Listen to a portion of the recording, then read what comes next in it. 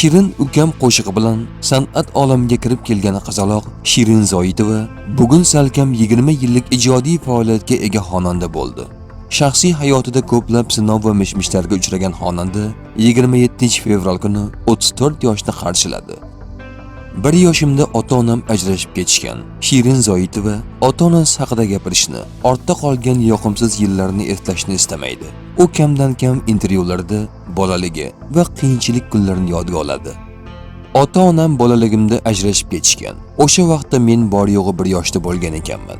Aslida ota-onam bir-birlarini sevib oila qurishgan. Nima uchun ajrashgani esa menga qorong'u. Meni ko'pchilik buxorolik deb o'ylaydi. Aslida Samarqandda tug'ilganman. Ota-onam ham Samarqanddan, ammo ular Toshkentga o'qishga kelishganida tanishgan ekan. Bolaligimning ko'p qismi qishloqda, bobom va buvimning hovlisida o'tgan.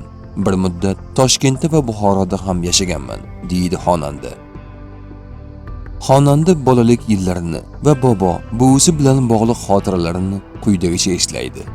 Onam ish bilan band bo'lardi. Tabiiyki men buvim va bobom bilan qolardim. Ularning nabirasi ko'p edi, ammo ichida hech kimga ishonmaydigan eng erkasi o'zim bo'lganman. To'y hashamlar tugul, hatto marakalarga ham o'zlari bilan olib ketishardi. Bolaligim nihoyatda go'zal o'tgan. Mehrni his qilganman, ammo baribir hech biri o'z ota-onangizning mehriga teng kelmas ekan. Onamning ishi sabab ko'p marta maktabimni ko'chirishimizga to'g'ri kelgan. Menimcha, kamida 4-5 ta maktabda o'qiganman. Shu bois sinfdoshlar bilan bog'liq xotiralarim juda ham kam. Ammo hamisha maktabdagi eng faol o'quvchi bo'lganimni eslayman. Raqs tushishni va qo'shiq aytishni yaxshi ko'rardim, deydi xonanda. Shirin Zoitova ota mehrini qo'msagani va bolalikdan farzandlarining mehrli otasi bo'lishini orzu qilgani haqida gapirdi. Otamni ko'p qo'msardim. Ey Allohim, menga shunday turmush o'rtoq berginki, menga va farzandlarimga mehribon bo'lsin, deb niyat qilardim. Oila qurgach, turmush o'rtog'imga siz mening nafaqat yorim, balki otam va akamdek suyanchig'im ham siz deganman. Bolaligimdan ololmagan mehrni sizdan olishim kerak deb kulaman. Inson ulg'aygan sari butun oilasi bo'lishni orzu qilar ekan. Menga ham bunday orzular o'tgan. Chunki qiz bola uchun ota mehri qanchalik kerak bo'lishini bilardim, deydi xonanda. Xonanda turmush o'rtog'i bilan kollejda tanishgani va u kutilmaganda oila qurishni taklif qilgani haqida gapirdi. Qiz bolaning har qanday niyati amalga oshadi. Shu bois unga jiddiy e'tibor berish kerak. Bo'yim past bo'lgani uchun har doim turmush o'rtog'imning bo'ylari baland, aqlli, chiroyli va oilaparvar inson bo'lishini orzu qilganman. U inson orzuyimdagi inson edi. Ammo bu sevgimi yoki shunchaki o'tkinchi tuyg'umi bila olmasdim. Farhod bilan ijod qilib yurgan vaqtimizda Nodir aka bilan yana gaplashib qoldik. Aloqalar tiklandi va raqamlarni almashdik. Bir kuni mendan Farhod siz uchun kim deb so'radilar. O'ylab o'tirmasdan do'stim ekanligini aytdim. Shundan keyin menga turmushga chiqasizmi degan xabar keldi. Nima deyishimni ham bilmay kulgan smoil jo'natdim.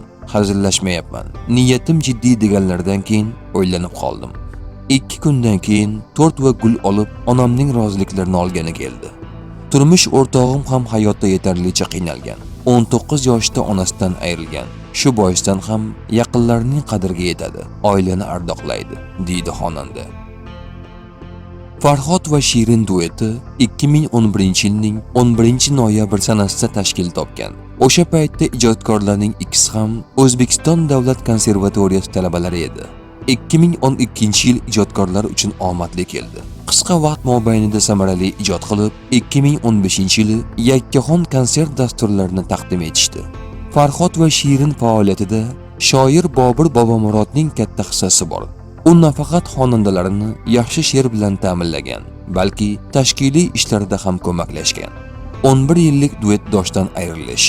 2022-yili Farhod va Shirin dueti va prodyuseri o'rtasida nizo yuzaga keldi va shoir she'rlari asosida yaratilgan qo'shiqlarini kuylashni taqiqladi.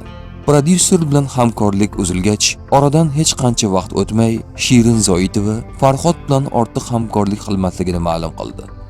Farhod anchadan buyon yakkaxon xonanda sifatida ijod qilishni xohlardi. Administratorimiz men va Farhod o'tirib guruhning kelajagi haqida gaplashdik. Shundan keyin u Farhod va Shirin dueti uchun ijod qilmasligini, o'zi alohida xonanda sifatida kuylashni ma'lum qildi. Biz taklifni qabul qildik, chunki bu uning xohishi. Hech qachon hech kimni hech narsaga majburlab bo'lmaydi. Shu bilan ijodni to'xtatdik. 1 yildan buyon yaxshi ijod qilmayotgan edik. Men juda yaxshi narsalarni qilishni, ko'p narsalar qilishni xohlardim. Lekin harakatlarim uncha o'xshamagandan keyin foydasi yo'qligini tushundim va o'zim tayyorlashga harakat qildim. Oson emas. 11 yillik duet Farhod egizagimdek bo'lib qolgandi. Qachondir baribir shu narsa bo'lardi, deydi Shirin Zoitova. Duetning bo'linishi turmush o'rtog'imga ham boshqacha ta'sir qildi. Chunki ular ham san'atkor. Bizni nafaqat O'zbekistonda, balki qo'shni davlatlarda ham yaxshi ko'rishardi. 11 yil davomida juda ko'p yutuqlarga erishganmiz. Farhod bilan 20 yoshimizda ijodni boshlagan bo'lsak, shu yoshdan juda ko'p narsalarga erishganmiz. Ko'pchilik sizlar erishgan yutuqqa 50 ga kirgan san'atkorlar ham erisha olmasligi mumkin deb aytishardi. Turmush o'rtog'im ham buni eshitib achindi. Shirin Zoitova mishmishlar qalbiga og'ir botgani va turmush o'rtog'ining qo'llab-quvvatlashi unga ijobiy ta'sir etgani haqida gapirdi. Qiz va ayol san'atkorlar haqida turli mishmishlar tarqaladi. Albatta, har xil gap so'zlar ko'ngilga og'ir botadi. Turmush o'rtog'im to'ydan avval sening qandayligingni men bilsam bo'ldi degan. Oila qurdik, ammo shu kungacha falonchi sen haqingda bunday dedi. Rostmi yolg'onmi deb ham so'ramadi. Shu jihatlarni hurmat qilaman. Mulohazali va o'z fikriga ega inson, deydi Shirin Zoitova. Nodir va Shirin Zoitovalar mashhur, ammo ijtimoiy tarmoqlarda ularning jajji qizaloqlari bu borada ulardan ham o'zib ketgan. Uni millionlab insonlar kuzatishadi. Reklama narxi ham baland. Mishmishlarga qaraganda Yasmina Zoitovaning bitta posti 3000 AQSh dollar ekanligi ma'lum bo'lgan.